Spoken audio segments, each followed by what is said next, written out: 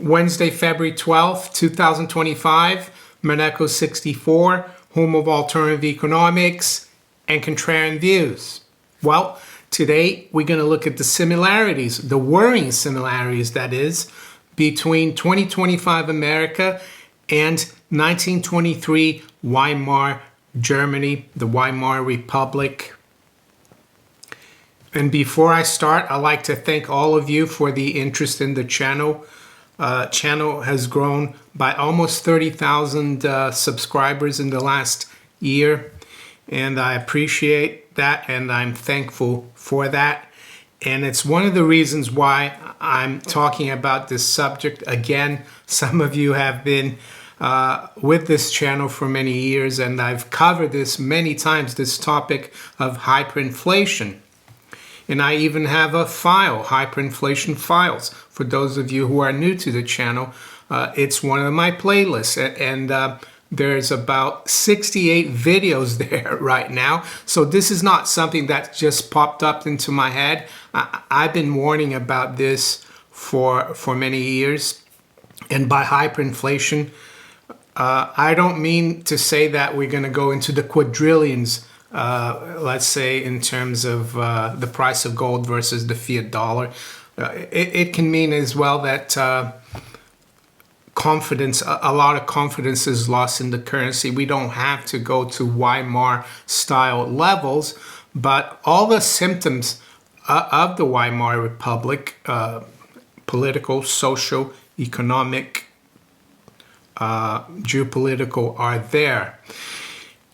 And I'm going to recommend a book, which most of you, well, a lot of you know about already.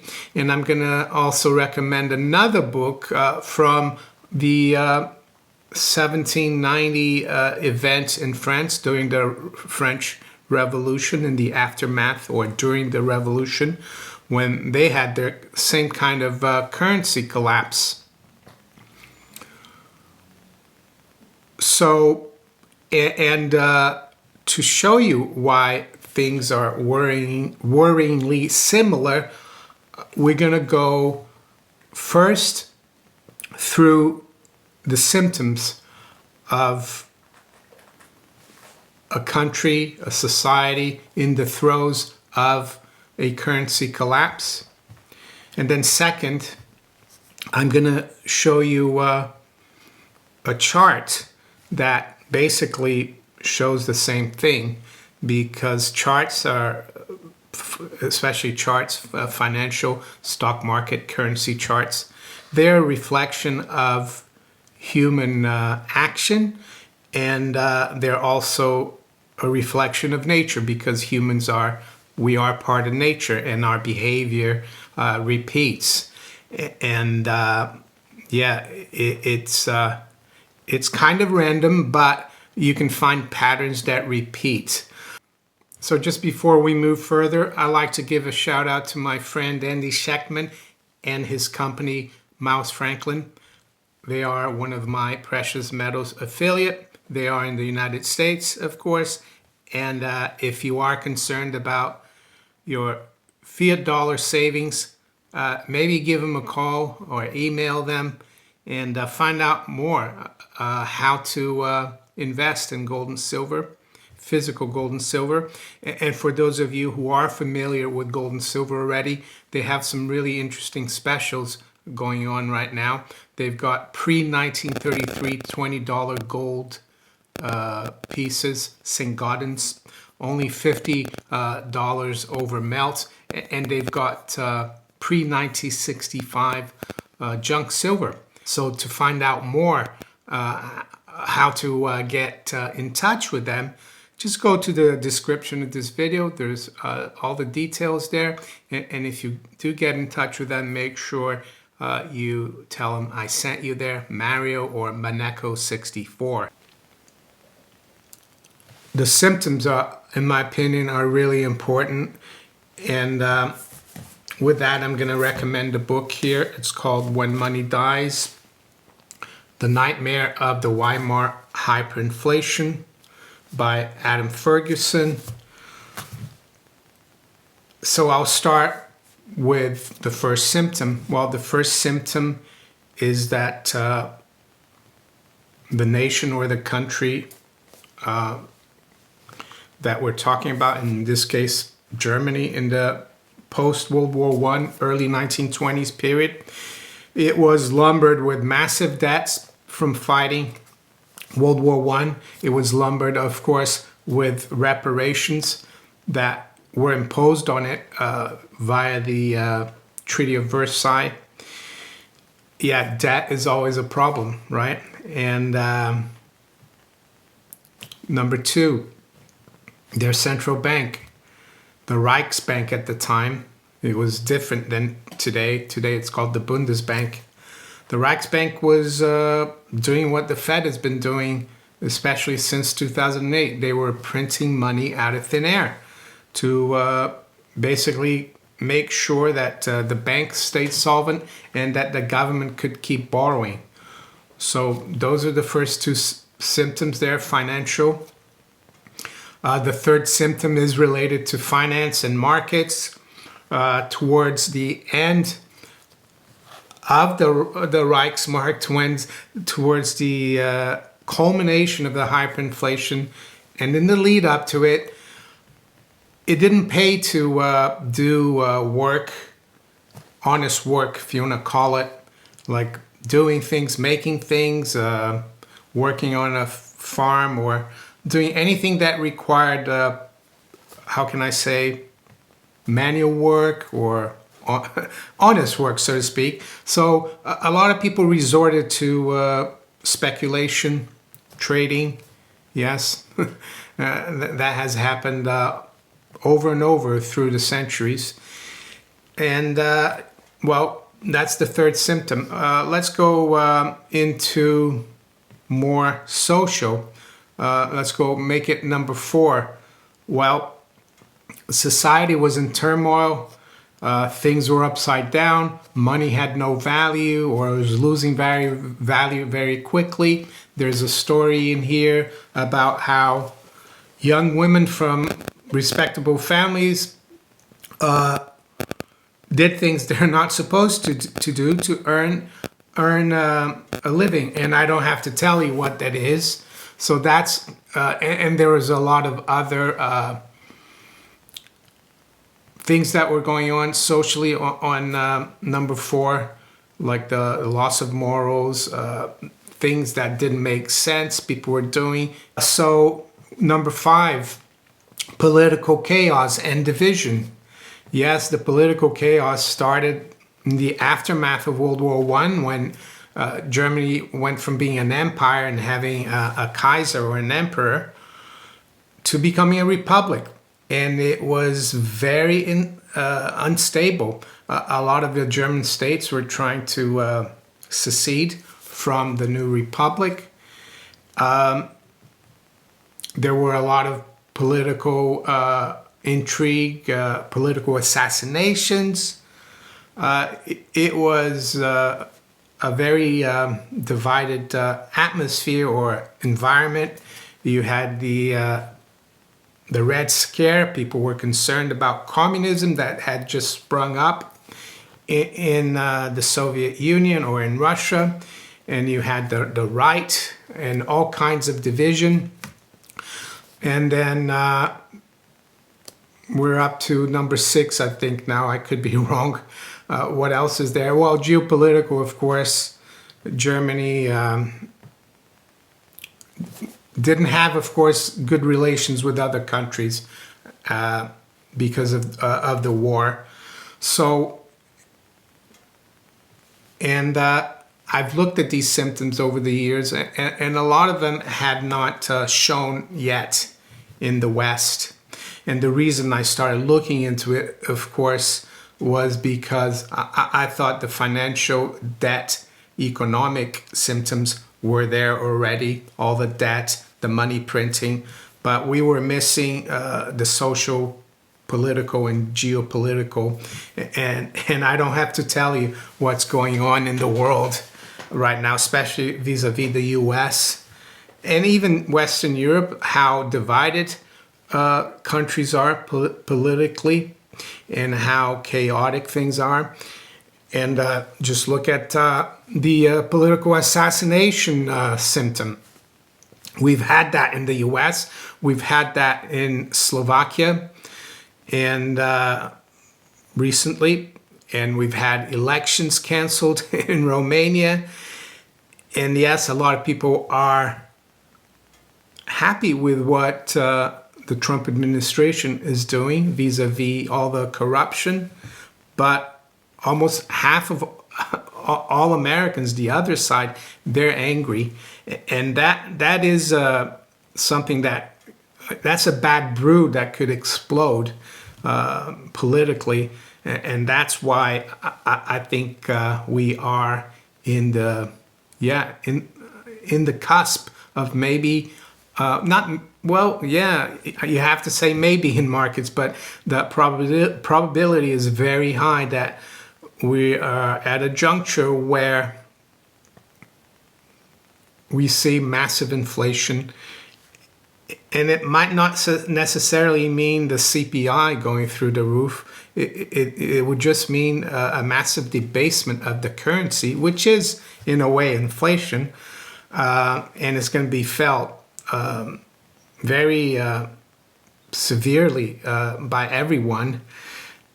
And as I said, it might not be as bad as the German collapse of the currency, but it will be bad. What else in terms of the symptoms? Well, the geopolitical symptoms. We have massive division geopolitically right now. We had the same thing in the aftermath of World War I, especially concerning Germany and the winning powers of World War I. So that's there as well. You had the French imposing all kinds of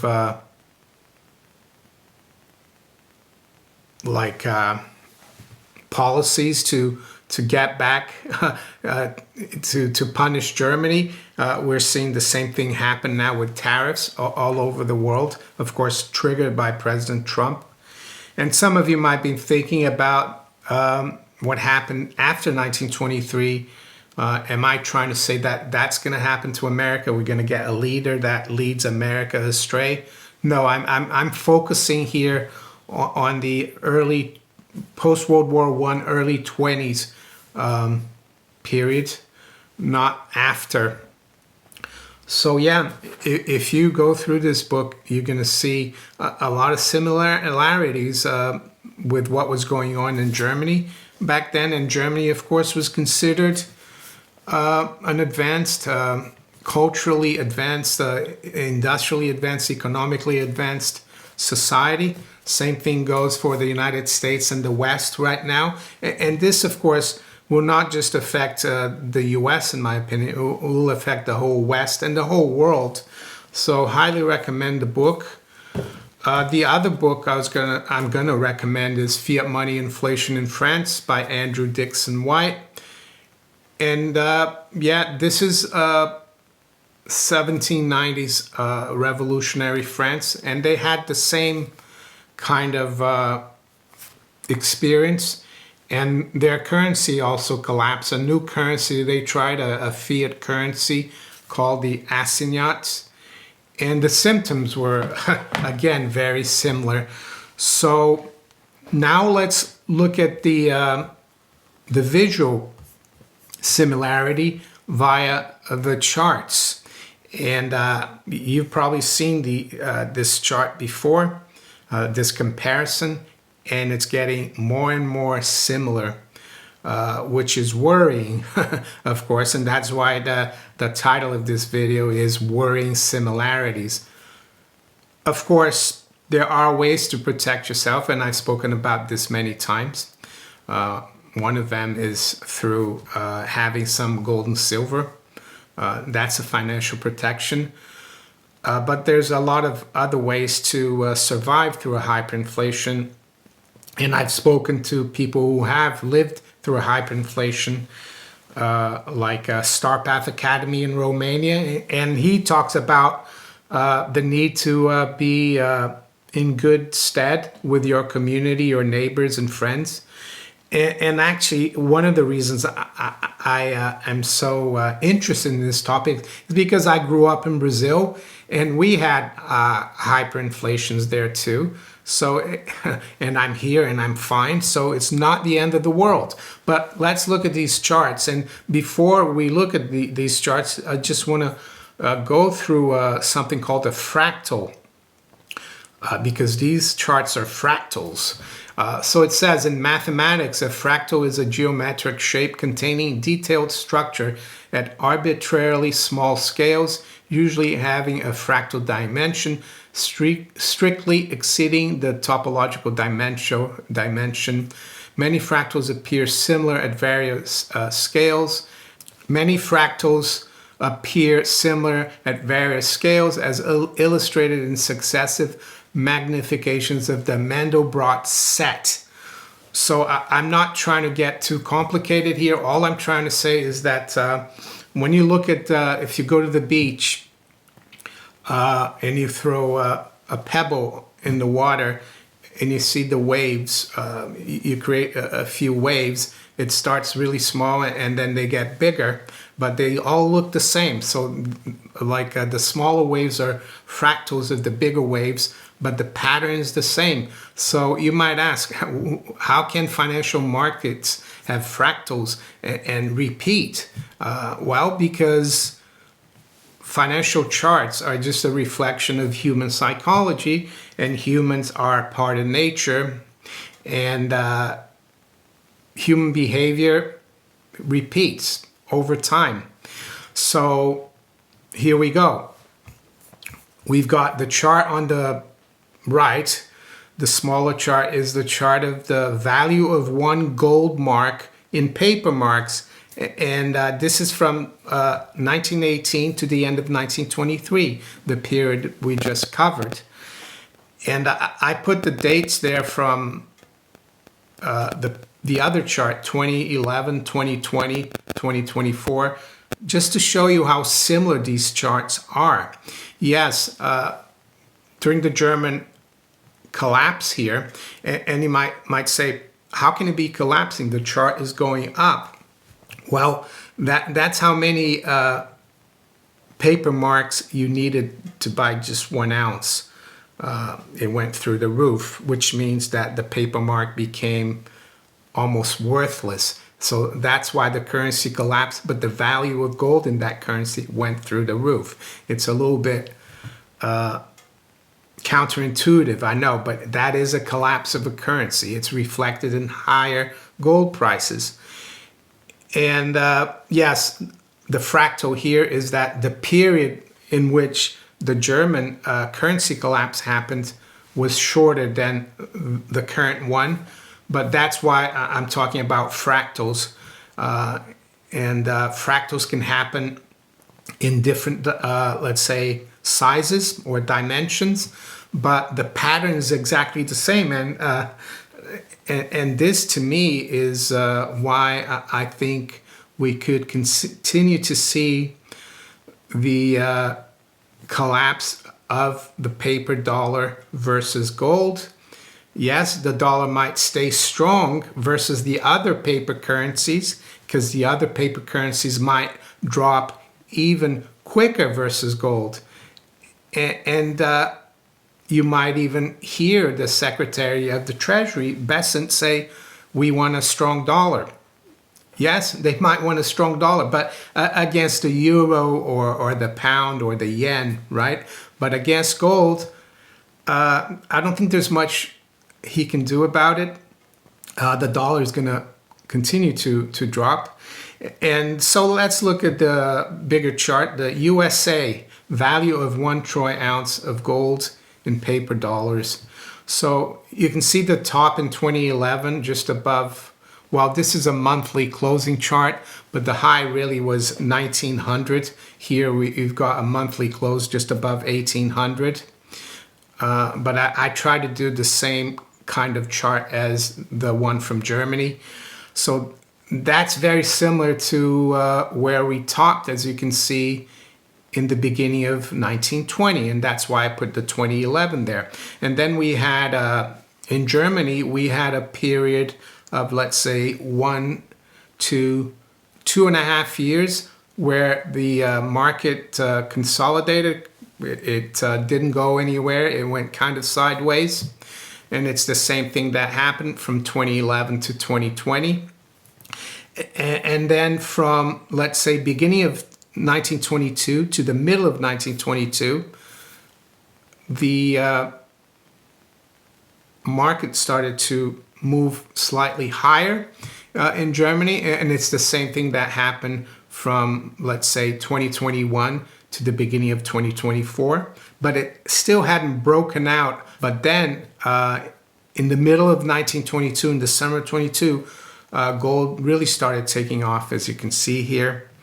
And it pretty much went up in a straight line up until the end of 1923.